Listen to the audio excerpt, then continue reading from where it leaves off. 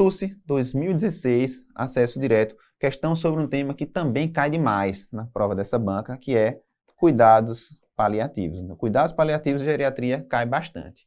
Vamos lá.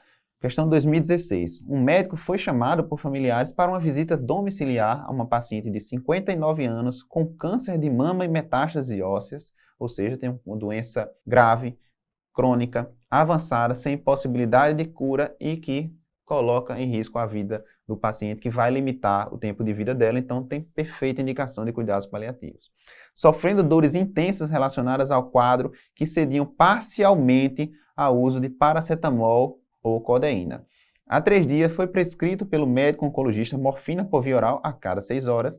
Por receio da paciente desenvolver drogadição, os familiares vinham dando o medicamento somente se necessário e pediram a avaliação deste médico que fez a visita. Qual deve ser a conduta do médico visando uma boa prática de cuidados paliativos? Então, a questão já disse que cuidados paliativos está indicado e quer saber a respeito do controle álgico de pacientes em cuidados paliativos, que é um dos sintomas que mais incomodam, que mais dão trabalho nesse momento de vida, tá certo? Na fase final da vida dos pacientes. Então, vamos rever um pouco aqui. Então, como é o manejo da dor no paciente em cuidados paliativos, especialmente o paciente oncológico? A gente precisa conhecer o seguinte. A gente precisa conhecer que existe uma escala visual analógica chamada de EVA, tá certo? Em que a gente pode classificar o paciente de acordo com a intensidade e com o grau de dor. Na escala visual analógica, na EVA 1 a 3, a gente diz que essa dor é leve, 4 a 7, moderada, e de 8 a 10 a gente chama de intensa. E alguns princípios que vão nortear o tratamento álgico de pacientes em cuidados paliativos. Seguinte, a gente vai priorizar as vias de administração menos invasivas. Então, prioridade é a via oral, tá certo? Sempre que possível. Se não puder oral, a gente pode utilizar a via subcutânea, também chamada de hipodermólise. A gente tem que se guiar pelo relógio. O que é que eu estou querendo dizer com isso? Não vai dar a medicação analgésica, se necessário, gente. A medicação analgésica tem que ser feita em horários fixos, tá certo? Então, não vai esperar o paciente ter dor, a gente vai se antecipar à dor. Se o paciente já tem uma dor de origem oncológica, especialmente, a gente deixa a medicação analgésica prescrita em horários fixos e regulares.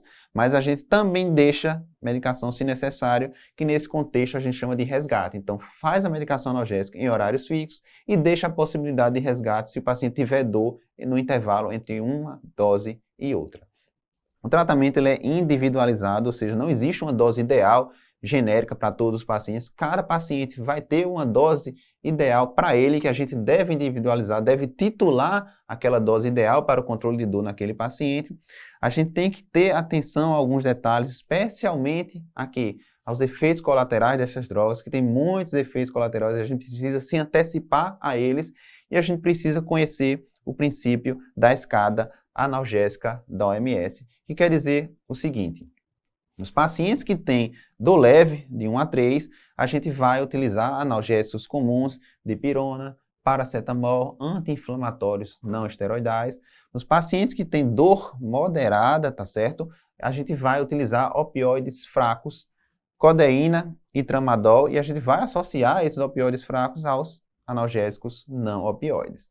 Porém, se o paciente tem dor intensa, a gente já tem indicação de começar um opioide forte, e o opioide que a gente mais utiliza na prática é a morfina, que é o padrão de opioide forte, tá certo? Lembrando que a morfina também é medicação de escolha para alívio de dispneia em pacientes em cuidados paliativos. Então, falando em dor intensa, como parece ser o caso do nosso paciente, vamos trazer alguns conceitos gerais sobre o uso de opioides. Eles estão indicados para dor moderada, no caso aqui opioide fraco, desculpem, e intensa opioide forte. E para todo tipo de dor, seja dor neuropática, seja dor nociceptiva.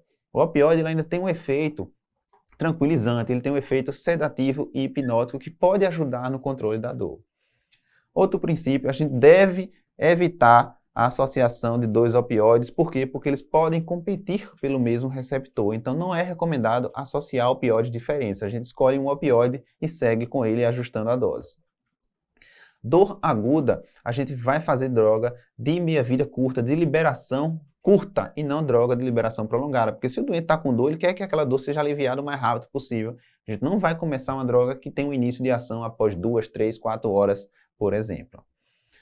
Então, os efeitos colaterais dos opioides, baseados nos sistemas específicos, são esses. Gastrointestinal vai causar náusea, vômito, constipação, serostomia.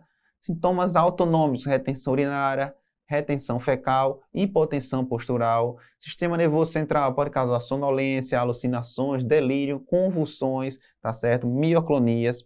Cutâneo, prurido, isso é muito comum em pacientes que fazem uso de opioide, e no sistema respiratório pode diminuir o reflexo de tosse e causar depressão respiratória.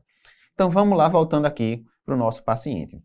Já sabe que era um paciente em cuidados paliativos e prestem atenção, o paciente tem dor intensa, gente. Dor intensa é igual a opioide forte, mas mesmo assim, o que é que diz aqui na questão? Que cediam parcialmente, não cediam completamente com o uso de paracetamol ou codeína, que é um opioide fraco. Então esse paciente tem indicação formal de um opioide forte, que foi isso que o médico fez. Deu morfina por via oral a cada 6 horas. Essa posologia não é habitual. Geralmente para morfina a gente opta por 4 em 4 horas. Mas vamos lá.